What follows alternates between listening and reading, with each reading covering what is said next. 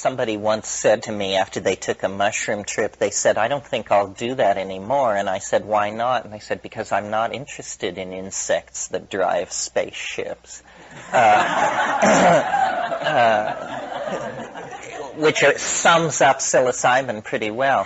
Psilocybin is Apollonian and hortatory and grandiose, and it's interesting that they have these personalities. I mean, psilocybin is kind of megalomaniac. I mean, it says, history is ending, prepare for the departure, the crisis of the species is upon us, cosmic forces are intersecting, machines the size of Manitoba will be involved, and it's all about, mankind prepare to depart for the higher orders of the galactarian hegemony, and this whole thing like that. And ayahuasca is all about how rivers flow and family lines intersect, and what is in the river, and what is in the mind of the woman, and it's like this very sensual telepathic gas which spreads out when you're in the rainforest and brings you into connection with everything. It doesn't speak. It becomes like the eye of a camera. Its language is entirely a visual language. It never speaks. It just shows you, showing. After a good ayahuasca trip, you feel like your eyes are falling out. I mean, you have been literally looking with full attention for hours at this stuff, with this, this sense of it being distanced from you somehow. No, it's a little puzzling because DMT is psilocybin in the metabolic pathway doesn't actually become DMT, but it's about as close as it could possibly be. So the difference is quite startling. And then DMT, when smoked, not when taken in the ayahuasca situation where you get what I just described, but when smoked, like it trumps the psilocybin. It goes so far beyond it because it carries you into the part where you can't understand. The other one, the psilocybin, communicates at least in human terms. I mean, apocalyptically, technically, through these science fiction metaphors and so forth. But the DMT flash goes beyond that, and you say, this is truly the presence of an alien mind. This is not being filtered for my consumption at all. This is absolutely just off the wall, whatever it is. Yeah. That's right. So it's puzzling that the route of administration and the complexing with the MAO inhibitors gives it these different psychological tones, because I think almost everybody who's experienced these things would agree with what I said about these aspects of the personalities of the substances. No, LSD is different. LSD is like psychoanalytical Drano. It's not a personality. It's you mean the morning glory seeds? And I've only taken those things 5 or 6 times in my life, and all in my youth. And I remember the visions. I remember the hallucinations. Once on Hawaiian Woodrose, on Argyria nervosa, I entered into an entire world based on the theme of the sea urchin.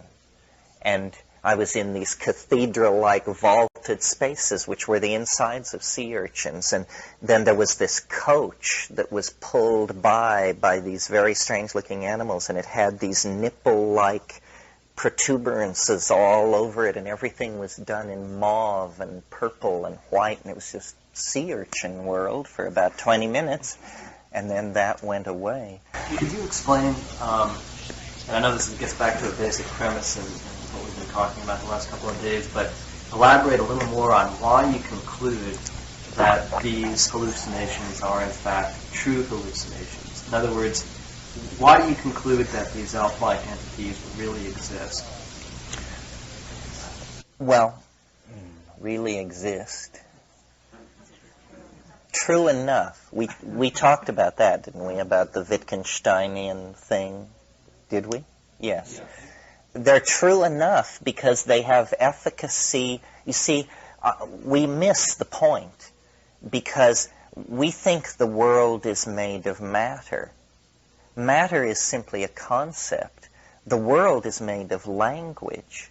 And since the hallucinations communicate in language, they are as real as anything else. They are helping make reality.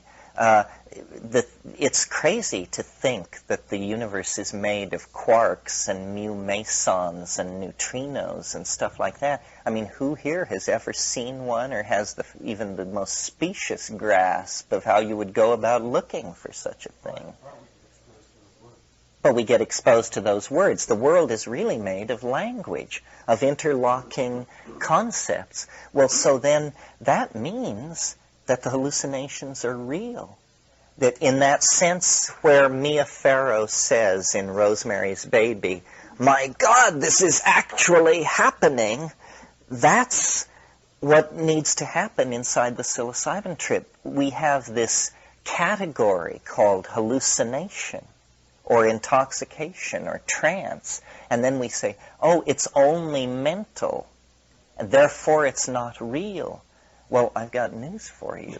It's all mental, and therefore it is real.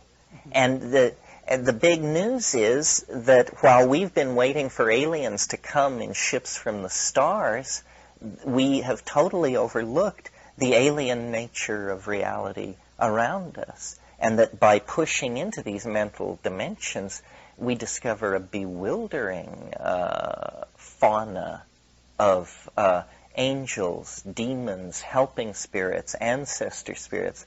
I only speak from my own experience. So, for instance, I'm unable to pass judgment on something like voodoo, or